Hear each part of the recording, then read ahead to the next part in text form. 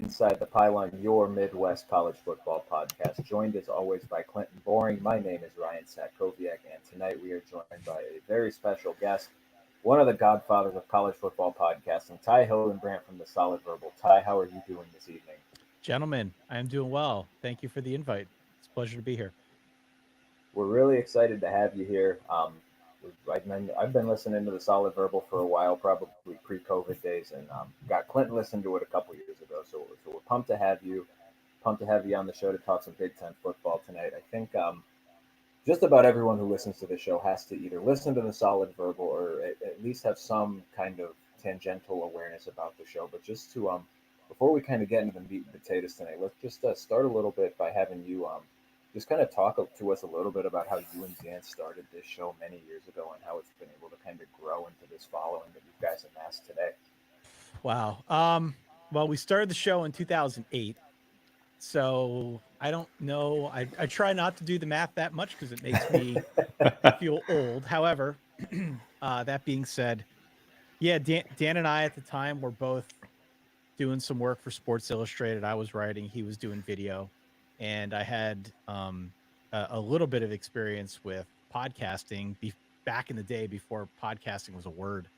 And after we kind of connected via email, we just kind of put our heads together and decided, hey, this would be a fun thing to try out and see if it, because back in the day there wasn't really a market for any podcast. It was just people who could figure out how to do it and record, and for better or worse, liked hearing themselves on the internet. Those are the people who were doing it. And so, yeah, Dan and I got in. We were pretty early on the curve, and over the years, we just kind of gradually got better at it. We kept doing it. We never really stopped doing it. And we were, I think, very deliberate about trying to make sure that every fan base had some kind of representation on the show. So whether it was bringing on a beat writer, whether it was having people call in, whether it was just like reading tweets or emails or things like that, we did our best to try and give people as much ownership as they could have. And we've hopefully continued to try doing that over the years as the show has grown. But it's a long sordid tale to tell the entire story of the podcast. But I would say in a nutshell, we started early. We were lucky in that what we did caught on, and we still try to apply a lot of the same strategies when it comes to growing the show and making people feel like they're part of it. Absolutely. Well, I'd say mission accomplished for sure, man. Even in the off season, it's in my regular podcast listening routine. We're neck deep in NHL playoffs right now, and I'm going to be up until 1 o'clock this morning watching them again tonight. But still got that running when I'm going on the morning commute to the gym. Well, thank you. I I think appreciate that. I think a lot of why we wanted to reach out to you guys to have one of you on the show is because I think the two of you, your kind of background and your rooting interest is it aligns very well with kind of what our we're calling our coverage area here with kind of that Midwest, that Big Ten footprint, and particularly you. And I think I mean, the two teams you follow, that Penn State and that Notre Dame, for me, I think are two of the more interesting teams, not necessarily just in 2024, but as we move into this 12 team era. Um, but I do want to start a little bit today talking about Penn State. And we're talking about a team that, aside from kind of this weird 2 year stretch when, I mean, COVID was weird for everyone. And, not the best Penn State teams we've seen the last decade. And then the 2021 year, that 7-6 year. But they've pretty consistently been this 9-11 win team. Yet, despite that, we're talking one Big Ten title in that James Franklin era and a team that hasn't been able to taste that 14 playoff glory. So, as we're kind of looking forward now to 2024 and beyond, with how the sport has kind of shifted and how this playoff is expanding, how are you viewing kind of realistic expectations as a Penn State fan moving into this new era here? Well, it's funny you bring up Penn State. Earlier today we just recorded an episode that we're going to drop on Tuesday morning that talks about I Penn saw State. that. And I saw Yeah. that. yeah, so quite a timely question to say the least. Look, I've been pretty consistent on our show for the last couple months that I think Penn State, I think James Franklin benefit handsomely from this new world order of college football. it will be easier to get into the playoff, provided they keep doing what they've been doing. And you're right. They've been a consistent 9 to 10, 11 win team. They lose 2 games a year, usually to Ohio State and somebody else. Lately, it's been Michigan, but that's, they're good enough to be in the conversation. They're good enough to be considered a sleeper or a dark horse at the start of most seasons. And they're just not good enough to beat some of those better teams that are on their schedule. That has been their MO under James Franklin. And so I think like they're in a really good spot coming into this season. The defense should be solid. Their offense, I don't think, is going to take too big, if any, steps back. The question with their team as a whole is they've got 2 new coordinators, Andy Kotelnicki, their offensive guy who comes up from Kansas, Tom Allen, who got fired from Indiana, but is now the defensive mind running things. Like, they've got some turnover in the coaching staff that doesn't concern me too much. The big issue is the receiver room. And is Drew Aller going to take a step forward? If he does take a step forward, who's he going to throw passes to outside of Julian Fleming, who transferred over from Ohio State? So that's sort of like the biggest actual question about X's and O's and how are they getting this done on offense. But I would say bigger picture, if we zoom out, like I said, as long as they keep doing what they've been doing, which is play consistent defense, be good enough to be inside that top 10, top 12 now, they should have a pretty good chance at making a playoff most seasons.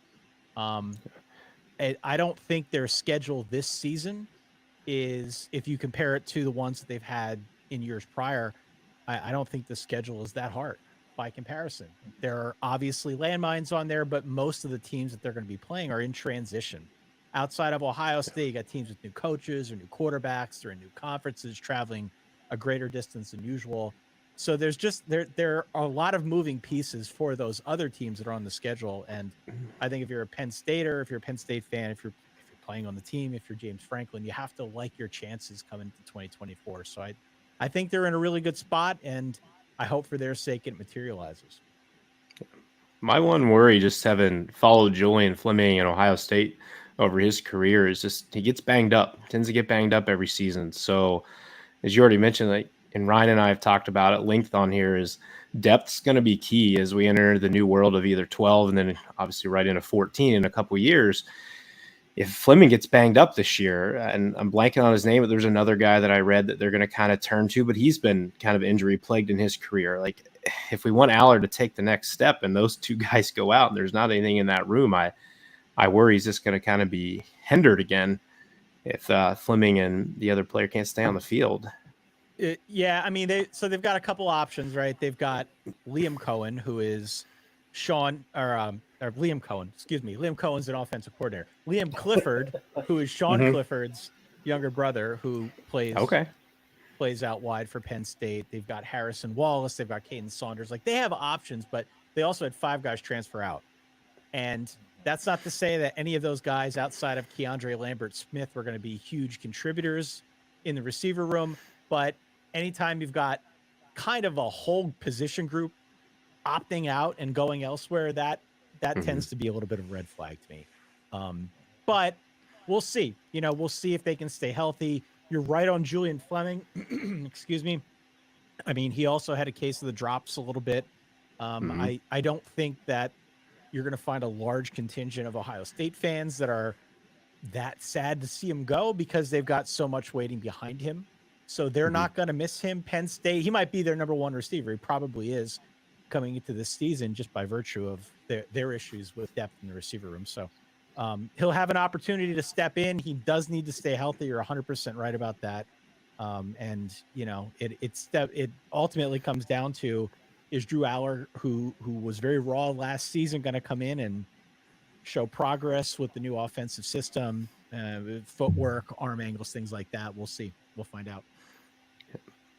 And I'd kind of posed a question to Ryan on our preview episode, so I want to shoot it towards you. Was, if Penn State, we've mentioned they live in this world of 9 wins, 10 wins, and it feels kind of redundant every year with them. And it's always kind of the big boy, or the Ohio State they can't get over the hump. Let's say they, 3 to 4 out every 5 years, they're now consistently making the 12 or 14 team playoff, but they lose the first game. Does that then as you as a Penn State alum and then other fans, does it just start to feel like the same situation again? Even though you're now in the playoff, but that initial we've gotten in is worn off, does it just feel like the same thing over and over again? I grapple with this question a lot. I really do, because I do think in the coaching world that making a playoff will be the new threshold for success. If you're a coach at one of these blue blood programs, if you're not making playoffs semi regularly, because it should be, well, it will be relatively easy to get in if you're going 10-2 most seasons. I think that is the measuring stick by which we're going to look at coaches. With respect to Penn State, though, Penn State has been trapped in this frustrating vortex the last decade of, as I said earlier, being good enough to be considered a contender, but then when the rubber meets the road, not getting the job done, save for 2016 when they won a Big Ten title. So to answer the question, I think job one is getting the playoff. And I think for sure they're good enough to get there this year. But if they get there, and if it is the same old song and dance, where they're obviously playing against a very good team if they're going to be in the playoff, and if they are looking the same in that playoff game as they have against Ohio State, as they have against Michigan, at that point, yeah, it does start to feel like the same thing. It does start to feel like the same thing. I don't think they're going to get rid of James Franklin. I don't. I'm sure there are plenty of Penn State fans in that instance who would be like, we need a new coach. We need a fresh start. This isn't going anywhere. But I think making the playoff, I think there are clearly enough players on that roster that have the talent to take this team deeper into the tournament. This is not to say making the Final Four is the goal.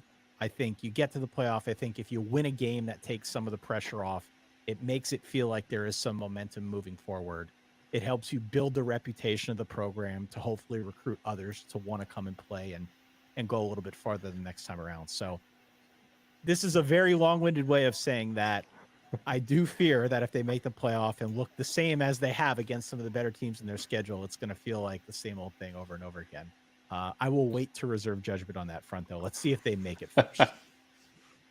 Well, that's a nice segue to something I kind of wanted to sidebar us to eventually, and this is just a good way to just come out and get to it. Is, do you think that as we kind of get into this new playoff format and when we have this conversation about what's good enough or what realistic expectations are, and I'm not just talking about Penn State, but just teams in general, do you think we are going to eventually get to a point where we are seeing some of these programs say that, hey, getting here is not good enough. You need to get to, that Final Four. You need to consistently be a second weekend team. And the overarching question that I want to get to is, are we going to get to a point where we're starting to see playoff coaches get the axe because they're not consistently getting to that point where, hey, we're getting to the playoff, but we're not winning, or we're not winning enough. And the one that I was kind of thinking about heading into this year is Ryan Day, given the expectations around that Ohio State program. I think it varies by the program. I do. I think you will find some very interesting circumstances where fan bases and administrations have higher expectations than perhaps they should, because getting into the playoff gives you a taste from that chalice, and suddenly you think you can go all the way and become a national champion. So I think we will see some strange coaching moves over the next, let's say, 5 years or so. I do think that if the new measuring stick by which we determine if a coach is successful is, are they or are they not making the playoff, I also think to that point that schools will be quicker with the trigger to get rid of a guy if they don't think he's getting the job done. I think because of the money involved, because of the transfer portal, NIL, I mean, this sport has gone to an entirely different place than it was 10 years ago. And so I think that added pressure of getting to the playoff or needing to get to the playoff to sort of justify your own existence, to sort of justify the spend that some of these administrations put into the football programs, and in turn the revenue that they get back out of it, there is going to be an emphasis on results. Ryan Day is an interesting example for a million other reasons, not necessarily what he does or doesn't do in the playoff, but Ohio State should be very good this season. I would almost be inclined to write them in Penn already to the first Mhm. rendition of this 12-team playoff. But I think you're going to have some tweener programs that, to the point, like, think they're better than they are. And that will provide some of the fireworks when it comes to coaching, hiring, and firing season.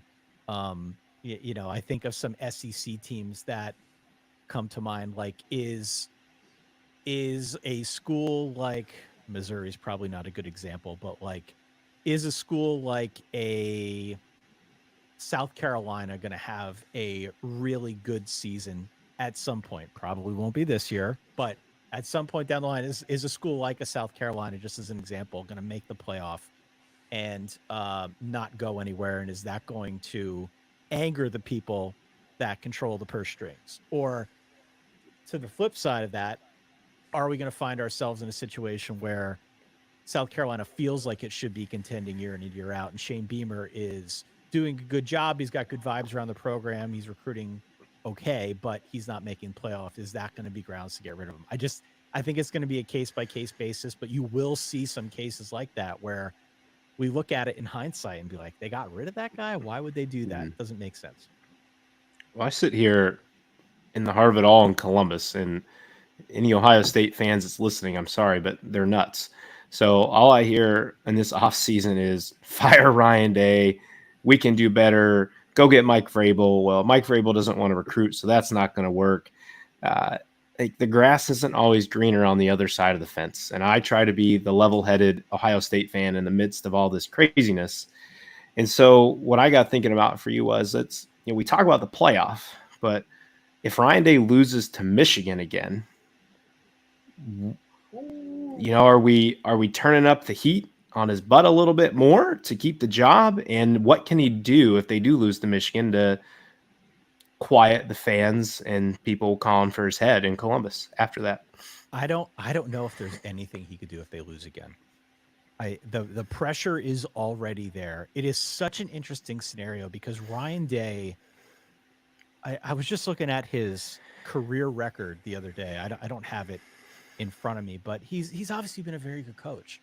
He's got a really good team year in and year out. The recruiting, which is typically one of the things that you see dry up when a really good coach leaves and his predecessor steps in. We've seen instances of that happen all around college football over the years.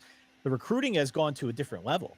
The recruiting has gotten better since he took over for Urban Meyer. So getting talent, not just on the high school level, but now via the portal in a really targeted sense. I mean, he is killing it on that front. And the team that he has this year should be one of the best teams he's had since he's been in Columbus. So, like if it comes to pass that they lose to Michigan again, honestly, I have no idea what to expect. It might be a scenario where Ryan Day wants to get out. They don't want to fire him, but Ryan Day just needs to go somewhere else where a change of scenery might be helpful, because I agree that the pressure would be ridiculous if that comes to pass.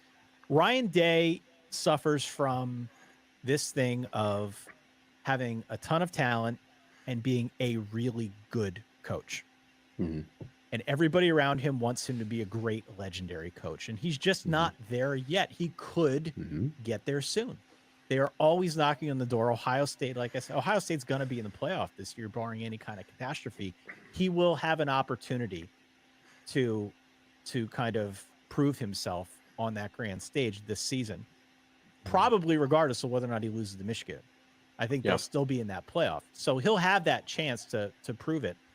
But, we hold Ryan Day to the standard of thinking that he needs to be a great coach. He is a great coach just because he's got great talent. And I think there's a little bit of a mismatch there. I think he's a very good coach. He could get to the next level. We have to see if he can win anything in the postseason. But it is kind of crazy from afar, isn't it? To witness the pressure and know how good Ohio State's going to be, and know that still might not be enough, because if you keep losing to Michigan, that's really the one game that matters. I've heard fans in Columbus and even my own family say they'd take a win over Michigan over a national championship. I'm like, I get it, but I think you're crazy. I think I'd rather have the national championship to carry over. But for Day moving forward, like you mentioned, following Urban, it's really tough. And people always quote against Michigan, it's Urban was 7-0. Urban was 7-0. Well, Urban had two very close calls that they had to pull out of their rear end at the last moment with the 2-point conversion interception, and JT Barrett maybe or maybe not got the first down to be that 7-0 from 5-2. And then on the flip side of that, people are so quick to get rid of Day. It took Jim Harbaugh a while to get to where he even was with the past 3 years where Michigan was successful and then eventually won a national championship. And, fans in Columbus and Ohio, like it or not, Harbaugh is a great coach. He has proved it at the NFL level and the college level. And sometimes it just takes time and a little bit of patience. And it's hard, having grown up an Ohio State fan, when you expect to win the national championship every single year. And it's a hard word for fans to learn. But as I've grown through my adulthood, patience has grown some. But Well, and the other thing that I would add, and the Harbaugh example is really interesting as well, because Michigan almost got rid of Harbaugh in 2020. Mhm.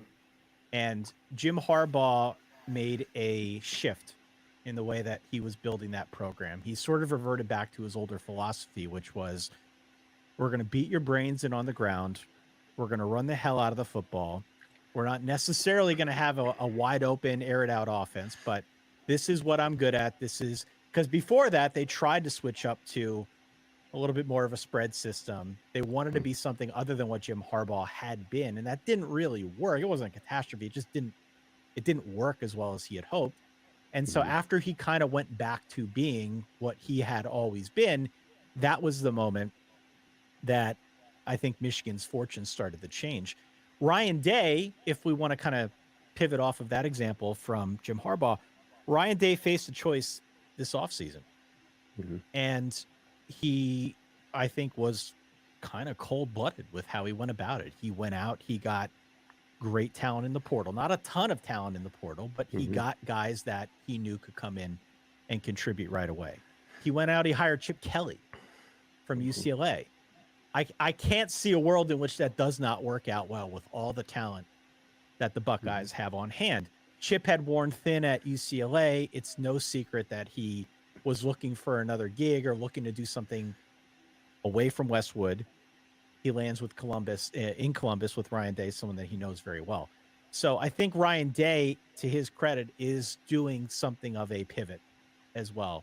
He is trying to take the offense. He is trying to take this team with its talent to, a level that they haven't seen in quite some time. So I'm very curious to see how all of those experiments work, because that's really what they are. As we talk about this in mid-May, everything is theoretical until the rubber meets the road. Absolutely.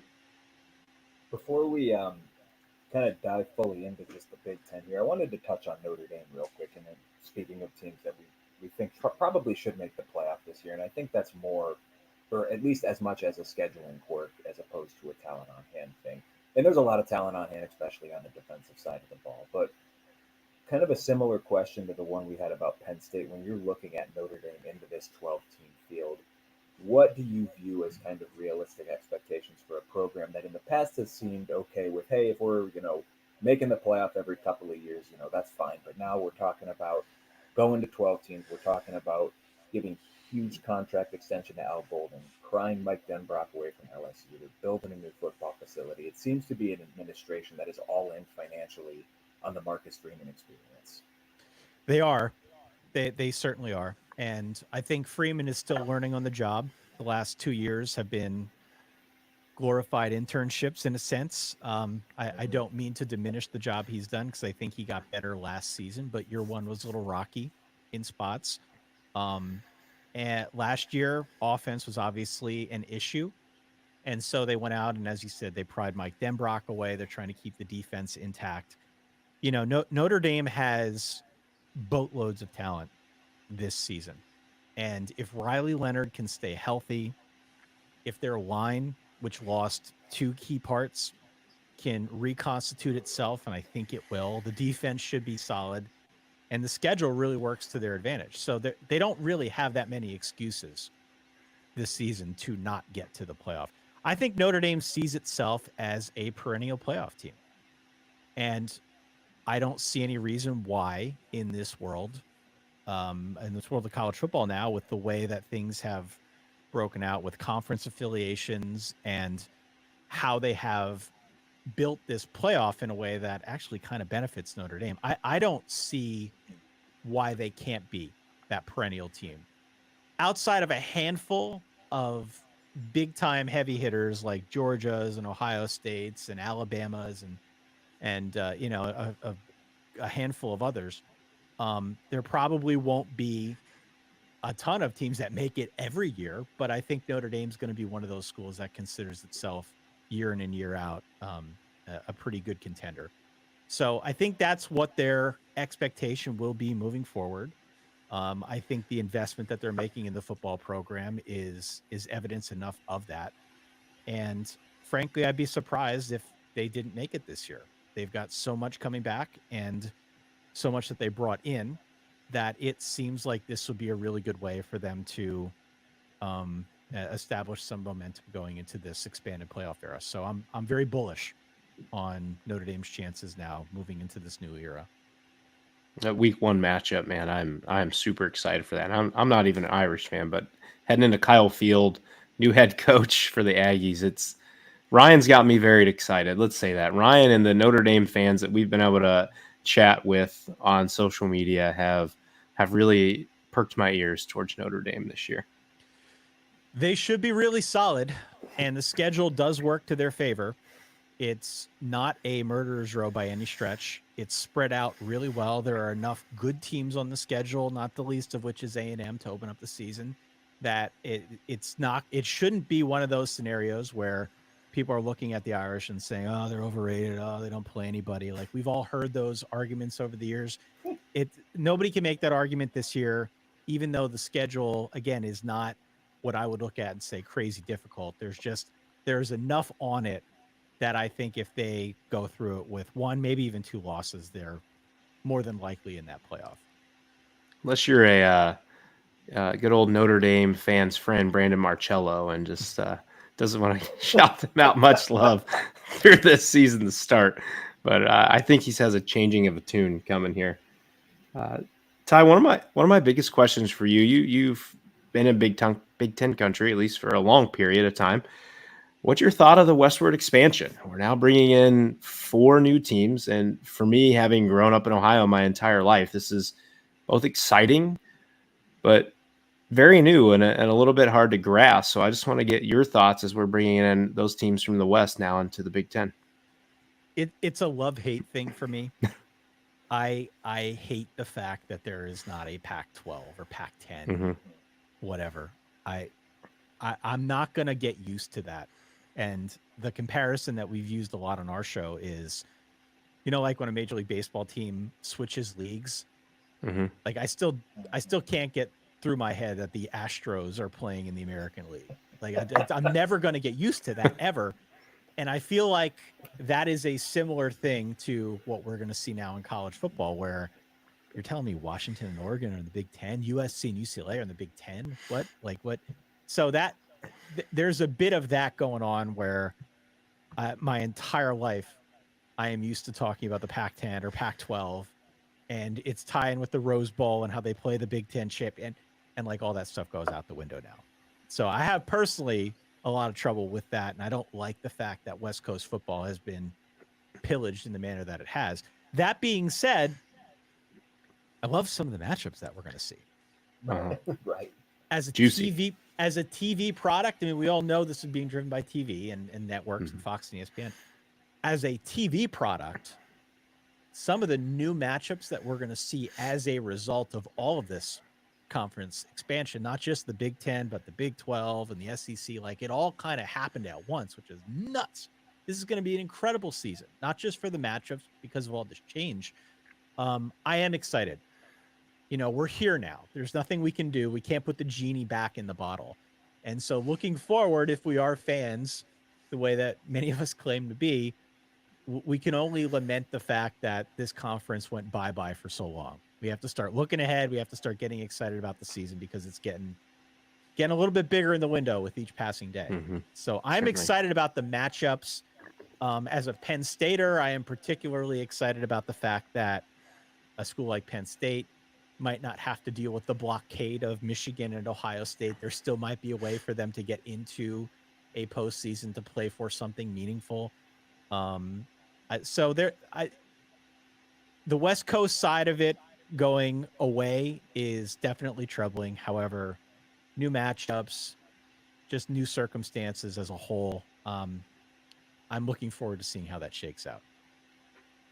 You know, we have not only just kind of the helmet net battles that we're going to get from this too, but I think just fascinating storylines with all four of these teams that are coming in. You know, you have a UCLA program that's in remarkable transition with its program. You have a Washington program that's somehow in even more transition coming off a national title game appearance. You know, a USC team that just lost perhaps the greatest college quarterback that we've seen the last 5 to 10 years or so. And then you have an Oregon team that's coming in looking like it's going to be, you know, one of the big bads in the Big Ten for this year. Is there an aspect of one of these teams or a storyline from one of these teams that you have kind of highlighted as something that you're going to be paying close attention to this year? Man, I could go right down the list. I really could. The interesting bit about the teams coming in from the West into the Big Ten, so much transition, right? Washington's going to be without Michael Penix, without its entire receiver room. They lose a ton, and they lost their coach, who was a really good coach. So that's new. USC is trying to reconstitute its defense. They've been trying to do that now for a couple of years, and they're doing it again with Dan Lin, who I like and I think is a good coach. But they're going to have to deal not just with the defensive problem, but now with the offensive question of what does life look like after Caleb Williams? Is it Miller Moss? Is it Jaden Maiava? Like, that is a question that Lincoln Riley needs to answer. That team on offense will not look the same as it has the last 2 seasons. It just won't. There's no chance that it could. That is new. UCLA's got a first-time coach in Deshaun Foster. Everybody there likes Deshaun Foster. Played at UCLA. Good vibes around Deshaun Foster getting that job, but UCLA's got a ways to go. I don't know what to expect from UCLA. There is a clear transition afoot there. And like I said earlier, Chip Kelly had worn a little thin, so it's not a surprise, but to go with a first timer like Deshaun Foster, it's been a long day. Deshaun Foster. That'd be a story. Yeah, that would definitely be a story. Deshaun Foster going into a new conference, presumably with a tougher schedule. That is a story in and of itself. And on the Oregon side, I just want to see if Oregon can get over the hump. Speaking of good vibes, like there's nothing but good vibes at Oregon with Dan Lanning, because Dan Lanning has done such a good job in the 2 seasons he's been there. But what he hasn't really done is win anything. Okay, he's been in big games and he's been talked up for big games, and they've obviously gotten a ton of talent via the portal and through high school recruiting. Excuse me, but like, you got to win something, guy. You got to win something. You got to back it up. And they will have ample opportunity to do that this season. I think Oregon and Ohio State figure to be the best 2 teams in the Big Ten. I think Oregon's going to contend right away. I think Oregon's another one of those teams that, barring any kind of catastrophe, should be a playoff team. No question about it. But they're the ones that I think I've got my eye on the most. Not just because my co-host is an Oregon grad, but just because they've assembled so much talent. I know that Dan Lanning is a good coach. I just want to see him actually win something. I want to see him do it so that we can validate the money that he's getting paid. We can validate what I think is a popular fan sentiment, that he is one of the better coaches in college football. He just needs to prove it at this point. So there's a lot going on. There's a lot of interesting storylines just in those 4 teams. Kind of aside, just to get your thoughts with Dan Lanning. So that was a name when we all were, it's kind of a day that you're going to remember when Nick Saban announced his retirement. That was a name that popped up pretty quickly as a potential replacement for Saban. Your thoughts on him? Is that committed to Oregon? Was there any potential, fear of taking that job for, at least my lifetime living and watching the greatest coach ever? To take that Bama job? Yeah, I mean, we had heard that he was not interested in that job, and that when he says he moved his family to Eugene and they put down roots in Eugene and they're happy in Eugene, that he meant it. He wasn't just posturing for a big deal from somewhere else. If they win something, if he wins a championship, things could change. Things can always change. It is a wild, wild world right now, especially when it comes to coaching hires and especially when it comes to this added pressure that I think the playoff is going to bring with it. But I figured Lanning would be in that conversation. We obviously understand why, but I would have been stunned if he took the job, just because it seemed as if he was genuine when it came to actually, walking the walk. He had talked the talk about wanting to be in Eugene, and I think he's proven now on a couple occasions that he wants to be there. He wants to win. He thinks they can win there. Oregon obviously has the backing of Phil Knight, Nike money. They're doing well on the collective front. They're obviously a prime transfer destination as well. So, I think this is a really good opportunity for him to show out and prove what he can do at Oregon, prove why he stayed in the first place. But you can kind of see just from how he handled the Alabama speculation that he never really had any intention of going, because quite literally the second it came out that he was not leaving for Alabama, they had a social media video ready to go. They were ready to get people to jump or to run through a wall to play for him, because they had this highly produced video just sort of sitting there and waiting. He's very smart when it comes to media and using it to his advantage. And I think that was a really good example of it. So, again, apologize for being long-winded, but I don't think It's all good. I don't think he was going to take that job. I would have been stunned if he did. What about Oh, go ahead, Ryan. You go for it, Clinton. I was just going to ask about Dylan Gabriel. We saw kind of Bo Nix. What a fun start Auburn was, and then Ryan and I, when we talked, some of his career statistics or passing percentage pretty low 60s. I think even one might have been 59%. He goes to Oregon in the past 2 years. He's over 70% each year. And then Dylan Gabriel, can we expect kind of the same path? I think Gabriel's probably been a little more consistent over his career to see. And coming off a pretty good year with Oklahoma, do we continue to see a projection forward with him here, tying into Oregon's offense? What are your thoughts there with Gabriel? If he can stay healthy. Yeah. If he can stay healthy, yeah. I think he's a really good quarterback. He's not big, and that's kind of the rub on Dylan Gabriel. He throws a great deep ball. He knows how to go through his progressions. He is, in my mind, maybe the best quarterback in college football this season. That's not to say he's the best pro prospect, but given the setup, given the talent around him, and given I think the opportunities that they've created for him in that offense, he might be in the best spot possible this season. So I would expect that he takes a step forward at a minimum. I don't think he'll take a step backwards, but he's got to stay healthy. And he has been plagued by injuries in the past. So that's what I'm watching. First and foremost, can they protect him? Can they keep him upright? And can they do enough elsewhere so that it's not all on his shoulders? Because in some instances where it has been, that's when he gets hurt. So I think it'll be a great year for him. I have no question. Building off the theme of transition, we're 40 minutes into this stream now, and we have not yet mentioned the team that literally just won a national championship 3 months ago in the Big Ten.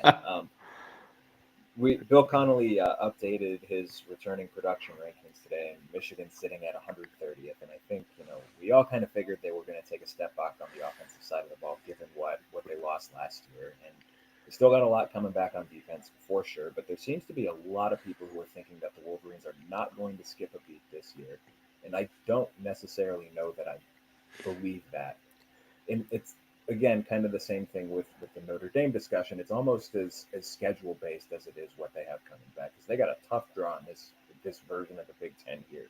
When you look at Michigan this year, what are you kind of thinking is going to be how this is going to play out for them under Sharon Moore? Well, I mean, I think if we are to use Sharon Moore's previous stint as a coach, as an interim coach for Jim Harbaugh, as any sort of guide, we know what kind of offense he wants to run. We've seen the offense. We know that the personnel, generally speaking, even though a lot has left, the guys that they've recruited to that system are all akin to playing this style of football where they want to bash your brains in. So I don't think there will be any kind of catastrophic drop off, but the schedule is not great. It's a tougher schedule. I think they've got Texas week 2 at Mhm. home, but they've got Texas week 2. They've got Oregon later in the year also at home. I think Dan and I are going to go to that game. Obviously, they Nice. close out the year in Columbus at Ohio State, and there are other games in there that, who knows what to expect, especially given the fact that they are so low in terms of returning production. So I think the schedule's harder. I know many of the stalwarts that had been on that roster the last couple seasons and helped them get to that national championship are gone. I just have real questions about, continuity now with the new coach. Who's playing quarterback, right? Is it Alex Orji? Is it somebody else? Like, I don't think it is reasonable to expect that everybody is just going to step in and they're going to do so without skipping a beat. I don't think that's fair, especially when the coach leaves, especially since the coach left. They did a good job, I think, trying to keep the band together as best they could. But I tend to agree that I think if you're too high on Michigan, you're sort of telling on yourself for maybe being a Michigan fan without wanting to say it outright. Just because it seems to me like there is a lot up in the air at this point. This is not to say with Michigan's talent, because Michigan still has a ton of talent, that they can't have a really good season and go back to the playoff. I'm not saying that, but to expect that they're just going to pick up where they left off with so much leaving, in addition to Harbaugh, I can't get behind that at all.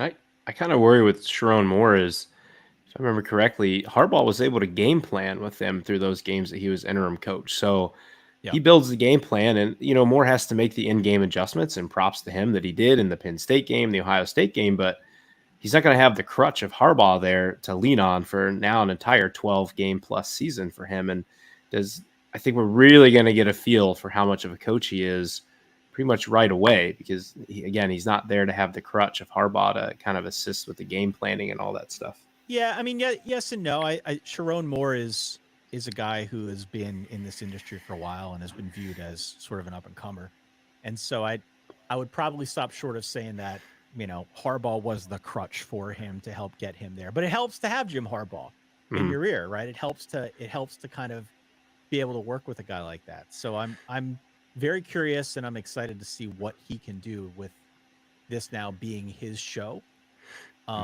We have not seen it to this extent. We saw the training wheels version last year. This year, we're going to see obviously a more extreme example of that. So, we'll see. I don't know. It's a really, really difficult situation to take over. Simply because so much is leaving, including the coach. I'll say it again.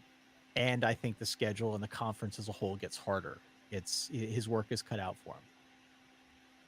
Here's who's your cornerback one for 2025, Ty? Will Johnson or Benjamin Morrison? Well, man, Will Johnson, Michigan, Benjamin Morrison, who I've referred to as Benjamin Harrison, mistakenly many times over, a former president. I mean, they're both good. Will Johnson's obviously a lockdown corner. I think he's going to be very highly drafted, and the same is true for Benjamin Morrison. So, it depends who I'm rooting for, I suppose. that probably governs or dictates my answer. Yeah, that's fair. So when we're looking, and obviously this is a very preliminary look, we're barely into May here. We got plenty of time before we get here, but the playoff picture for the Big Ten this year, I think we're all probably in agreement. You talked about looking at it being in Oregon versus Ohio State. I mean, that's something that we've discussed on past episodes as well. We're thinking, I think all three of us are in agreement that Penn State is probably going to be at or in that discussion as well. When you're looking at some of those teams that are kind of on the cusp, is there a team that's maybe a dark horse in the Big Ten this year that maybe we're not talking about right now, and maybe he's not getting a ton of press right now as a potential playoff team that you look at that could be a team that we're looking at in mid-November saying, oh, hey, man, these guys are knocking on the door. They got a chance. Yeah. Well, I mean, full disclosure, I haven't gone through everyone's roster yet.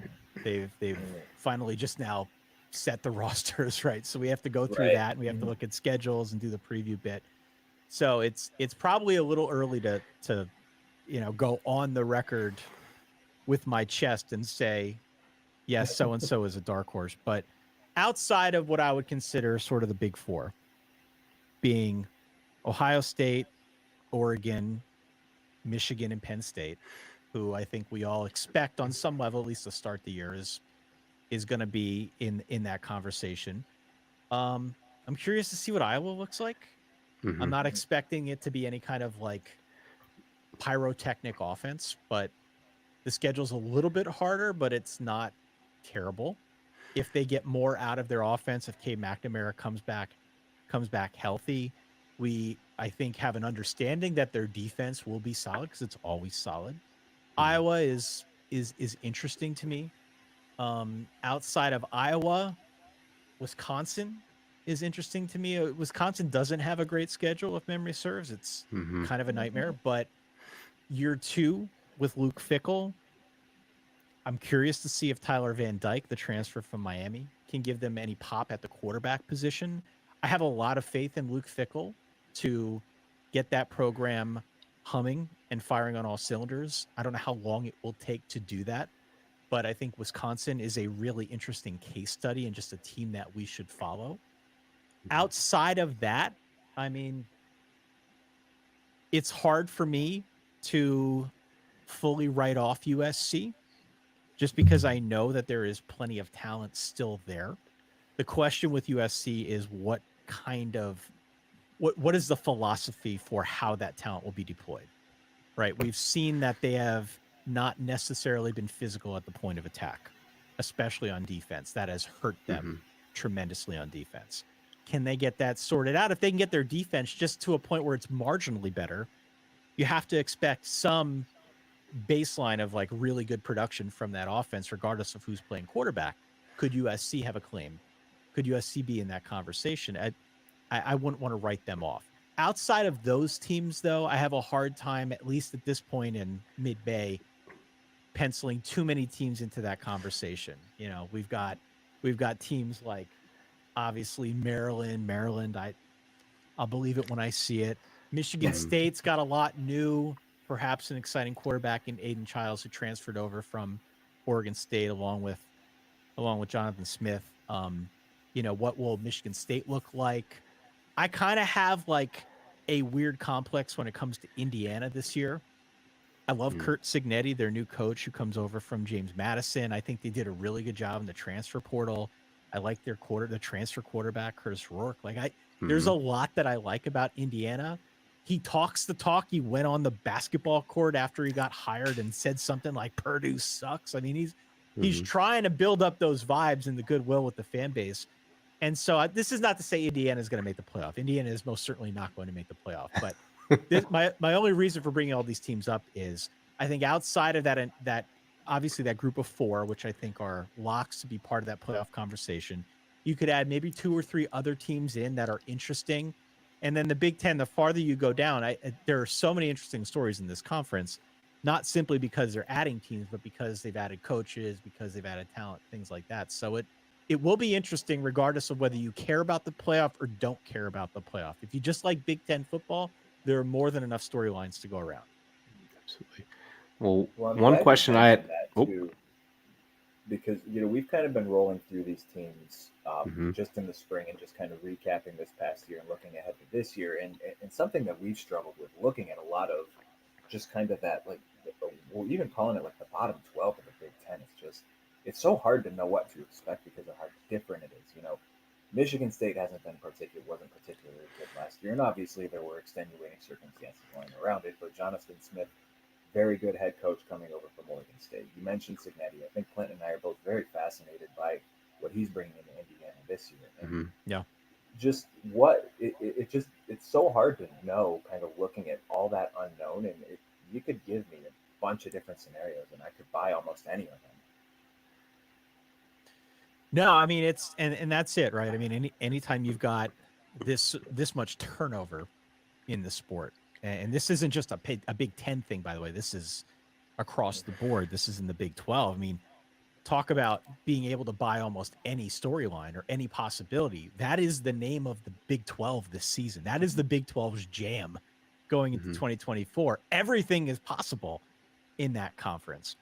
The SEC, who knows what to expect in the SEC? There's a huge power vacuum now that Nick Saban left. They got Kalen DeBoer, who's a good coach, but he's not Nick Saban. No one's Nick Saban. So what does that look like? How does that reshuffle the deck, if at all, in the SEC? You got teams trying to get out of the ACC. Florida State, Clemson, I think figure to be the top dogs again in that conference.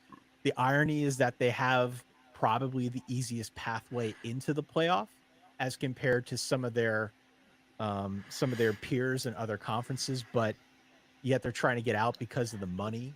So there's like all of these new things and new considerations and weird circumstances that we find ourselves having to grapple with now in 2024. I've said this for a while, and if you've listened to the show, I stand by it. I think 2024 is going to be the biggest year of college football ever. And people might roll their eyes hearing that. And I know everyone's got an opinion on the ways that the sport has changed, but anytime you have this much change in such a compressed period of time, you're going to have weird things happen. And weird things happening is sort of the heartbeat of college football. So I don't know. It goes without saying that I'm in. It's my business to be in, but I'm really excited. Well, my one question I was going to pose to you brought up is almost like you were reading right off of my mind here. The USC defense and the Iowa offense, both with new coordinators this year. So Ryan puts his head back because he's already answered this question for me. Who's going to be better in 2024, Ty? Iowa's offense or USC's defense? Because they were both pretty statistically bad last year. Man, I mean, that's like asking me, would you rather freeze to death or burn alive? Which one's going to be better? I think the Iowa offense. I think the Iowa offense is going to take a big step forward. Okay, yeah. And I feel that way because most of what I've read has seemed very practical. I.e., they added motion to their offense. They added motion, like everybody does motion. But Tim Lester, their new offensive coordinator, he likes to run motion. And so this Iowa offense that forever was basically just zone blocking and whatever they could do with that. I don't think that necessarily changes a great deal, but I think they're going to add some wrinkles to it now that make it a little bit less predictable. The beauty in the Iowa offense all these years under Kirk Ferentz has been that it isn't crazy complicated to watch it on your TV screen, but there's so much subtle nuance that goes on that it actually makes it somewhat difficult to game plan for. Now, they had no quarterback play. The line has gone downhill over the last 5 years or so. It hasn't been what it once was. Those are contributing factors, and I think tell a pretty big part of the story as to why Iowa's offense has gotten so bad so quickly. But all that being said, I think they can add some twists and they can make that marginally better. And on the USC side of things, I really like Danton Lynn, their defensive coordinator. I think he is the real deal. My question with USC is if they've got the personnel to truly be tougher. And like we've seen instances like this elsewhere in college football. Texas is an example that comes to mind where it was almost the same type of deal where it didn't matter what guys they put in that system. I don't know if it was a coaching thing. I don't know if it was a philosophy thing. Excuse me. I don't know what it was, but they just like weren't tough. They weren't tackling well. And USC is committing many of those same sins. So this is not to say Danton Lynn won't fix that defense or can't fix that defense. I have a lot of faith that he will. I just don't know if it's going to be this season. I think it might take a little bit to kind of get things rolling, to establish what the new identity of the USC defense is going to be, so that they can continue to build and make it more successful down the line. You mentioned motion. When I was reading up before Iowa spring preview or spring overview, the fact that it said, we run shotgun now, I was like, what? Yeah. Did I miss that all these years that I didn't see you guys run much? And I'm sitting here thinking like, yeah, you guys are always under center, maybe a tidbit of like pistol, but you were not in the shotgun. That is, and they mentioned the same thing about motion. it's amazing how, they were in the Leatherhead football days of offense, and then now we're going to enter the 21st century now of football. Yeah, So. Cade McNamara is like a capable quarterback. That was a big deal when they got him from Michigan when he transferred down to Iowa. He's capable. They've got running backs. They need to play better along the line. They need to figure out who's going to catch passes. It can't just always be all tight ends. But, I have hope that it'll get better. This is not to say they're going to be Oklahoma under Lincoln Riley. It's not going to be that at all. If you're expecting that, forget it. But if you're hoping for just some sort of small step forward where they're not a total disaster, I think we'll see that this year. I have faith. I'm just fascinated to see what the overall record comes out as with even a small step forward, because they were a phantom fair catch call away from going 11-1 last year with a 1902 offense. So even if they get up to just the 70s or the 80s, are we talking about a team that's potentially making noise for the playoff? Well, and this is why I bring them up. All right. The reason I bring them up is the toughest game on their schedule is in early October on the road at Ohio State. That is the toughest game. I'm looking at their schedule now. Here are the other teams that they play. Illinois State, Iowa State, I think, is number one in Bill's updated returning production. So they have a lot coming back. That'll Cyhawk game will be a rivalry. That'll be a tough game, but okay, it's winnable. Illinois State, Iowa State, Troy, on the road at Minnesota, home against Washington. They don't have to travel to the Pacific Northwest. On the road at Michigan State in transition. Northwestern playing in a portable stadium this year. This game's in Kinnick, Iowa. Yes. Or Kinnick Stadium in Iowa City. But Northwestern, I think we would agree that Iowa's probably going to be favored there. Wisconsin, who knows? On the road at UCLA, who knows? On the road at Maryland, who knows? Home for the Heroes game against Nebraska. There's only one game on there that when I read all of those off, you say that's a loss, and it's Ohio State. So could they go 11-1? Absolutely. It's there. I don't even know, just your little dig on Northwestern Stadium, I think additionally just made our night. We have had a dig in pretty much every episode about Northwestern playing in a portable stadium, and you just fit that perfectly for this episode. It's the best story. Gag. It's the best story in college football. It's the best story in college football. This is the only the kind of thing that can happen in college football. Yep, where it is quite literally like a practice field where they play lacrosse, and they're going to bring in portable seats. They're going to play along a lake. Mm-hmm. It might be cool for the overhead shots. It's going to feel like a glorified high school stadium, and I love it. Yep. I absolutely love it. I hope they sell out every game. And is it? I think maybe you'll have more know than we do. Is OSU Northwestern 100% Wrigley Field? Has that been confirmed? I don't know. I have not seen. That was a lot of speculation. So that would be a pretty fun game. I'm sure the ticket price for that would be off the charts, but that would be certainly a fun one to venture out to.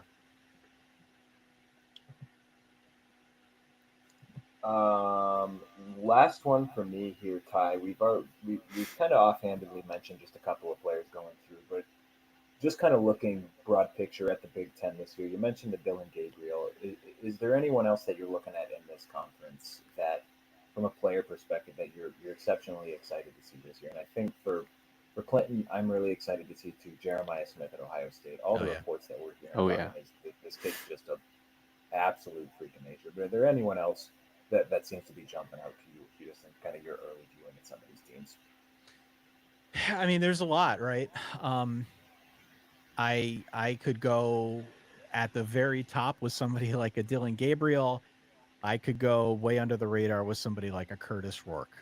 Obviously, given my Penn State ties, Drew Aller, and whether or not he can sort of live up to that hype, I'm going to be pretty focused on Drew Aller this season to see what he can do with the new offensive coordinator. I mentioned Cade McNamara. I'm not just going to list quarterbacks, but quarterbacks tend to be interesting for a variety of reasons. And I think Cade McNamara coming off injury is interesting because I want to see what he looks like, but I also want to see him hopefully in a better offense and see what he can do. Because again, it was news. It was pretty big news when he left Michigan and decided to go to Iowa. He kind of gave Iowa that quarterback option that they didn't really have. And we didn't get to see a full season of it. We certainly didn't get to see enough of it in a capable offense. So what that looks like this season, I think will be really, really interesting. Michigan State, we haven't talked a whole lot about Michigan State, but I'm desperate to see what Aiden Childs looks like. He was like by some measures the top transfer in this like last two rounds of the transfer portal window. He was a very highly sought after recruit coming out of high school, and to now have him with Jonathan Smith in East Lansing, I think that hopefully signifies sort of this new era and can build some excitement for that program. I would just throw all of Northwestern out there because I think the job that David Braun did last year Mm-hmm. as sort of like an initial interim coach taking over in very bad circumstances, given all the Pat Fitzgerald stuff. I think David Braun did an incredible job, and I think they will continue to build on that this season. Again, this is not to say Northwestern's a playoff team or a Big Ten title team. They're not, but I think they're going to show some improvement this season, and I'm excited about that. I'm also really kind of like excited about the Rutgers quarterback situation. Mm-hmm. Um, it like it's coming down to Ethan Kaliak Manis, who's the transfer from Minnesota, and Gavin Wimsatt, who's been there the last couple seasons. Both of whom have different skill sets. Rutgers ran the ball really effectively a year ago with Kyle Monangai, who's also back this season. Rutgers is kind of set up to be a ground and pound team, and if they can get a little bit more through the air, I think they will. Marginal improvement will make them a better team. Again, we're not talking playoff, we're not talking conference, but we're talking just points of intrigue around the sport. I'm very intrigued by that. I could go right down the list here. I mean, these are just names off the top of my head, but I do think the Big Ten, as compared to many of the other conferences, is crazy interesting. Like it's Mm-hmm. just there's no way around it because of all the new teams and new circumstances. The Big 12 is the most up in the air, but the Big 10, I would say as a whole, is probably the most interesting given all the competing storylines. I was gonna say, kind of the last one for me is we haven't brought him up yet, but Ryan and I spent some good time chatting about him. But a player I'm excited to see is Dylan Raiola Oh yeah. at Nebraska, and Matt Right. Rule in year 2, year 3. There's always the you've seen it at Temple and at Baylor, the steady increase in win percentage for him after the first year. You're kind of just a quick thoughts on Raiola. I mean, he was 3 high schools and committed to 3 different colleges, and he's finally here at Nebraska. And in the spring game, he looks really good. Like, what are your thoughts here? Is the hype train for real? I think it is. I think it is, and I'm always hesitant to say that a hype train is real, but he did look really good in the spring game. Mm-hmm. He looked really good in the spring game. He looked wise beyond his years. It did not look like the moment was too big for him. It was just a spring game, so we got to take it with a grain of salt. But Yeah. he obviously can make the throws. He's physically gifted and mature for his age. And you try not to build up any kid too much. He's just a freshman, but I'm very, very hopeful for what he can mean for that offense because they were terrible at quarterback a year ago. They were Mm-hmm. worse along the line, and that didn't help. They didn't have a whole lot of talent elsewhere, but I think this season will be a good opportunity for Matt Rule to showcase some of the guys that he brought over in the portal last season, particularly along the line. Certainly getting Dylan Raiola was a very big deal, and early returns on him are there. The early returns and the early sentiment is all very positive. So I'm hopeful, and again, like another topic in the Big Ten that we Mm-hmm. could talk about till we're blue in the face. Dylan Raiola. Yeah. Yeah. Well, you got Deion Sanders coming to Lincoln for the night game. That was just announced. Was that week 2? So Yeah, right. that's going to be a fun one, man. I'm excited to see what matchup that looks like there and how crazy those Nebraska fans are going to be with that. It'll be wild, man. It's going to be wild. I think, love Deion, hate Deion, whatever side of the fence you fall on. Colorado, with him at the helm, is nothing if not interesting. Mm-hmm. And maybe he is purposely playing the villain. Maybe it's not something he's doing on purpose. But I think Deion Dion is somebody that a lot of fan bases will root against, especially when they're playing against him. That goes without saying. So yeah, that night game is going to be wild, and I'm excited to see really what both teams look like this season, because both are both are under the microscope in a different way in 2024. Well, before we get you out of here today, Ty, just let the people know what you guys have been working on, what you have coming up over the next couple of months, and where they can find you guys on the socials and the internet. Yeah, well, hey, thanks guys again for the invite on. I appreciate it. And we are right now in the middle of May. It's going to be Mother's Day, or was Mother's Day. It's going to be kind of middle of May here in like 2 days, whatever. And this is typically what I would refer to as like the dead period of college football, where there's just like this momentary blip after the draft that happens every year where people kind of tune out of college football for a little bit, just for a little bit, before things start to build. So as we get into the latter stages of May, certainly as we get into like mid-June, that's when things really start to tick up. So what we're doing right now on our show, The Solid Verbal, which you can find at solidverbal.com, or really anywhere you get your podcast, just search for The Solid Verbal. We are kind of in the process now of planning out what we want our season to look like and how we plan to cover it. We do it every year. We go back through and we talk through, my co-host Dan Rubenstein and I talk through the things that we liked from last year, the things that we didn't like, how we think we can improve upon things in the season ahead. And that's the type of stuff that we're working on right now. Every year we try to do something a little bit different, not necessarily so different that it's going to change the way that our show sounds or feels to people who have listened for a long time, but we got to keep it fresh, if only to keep ourselves amused. So we're kind of trying to figure out what that formula is going to look like for the season ahead, and we'll continue doing that for probably the next 6 weeks or so. Just trying to plan out the season.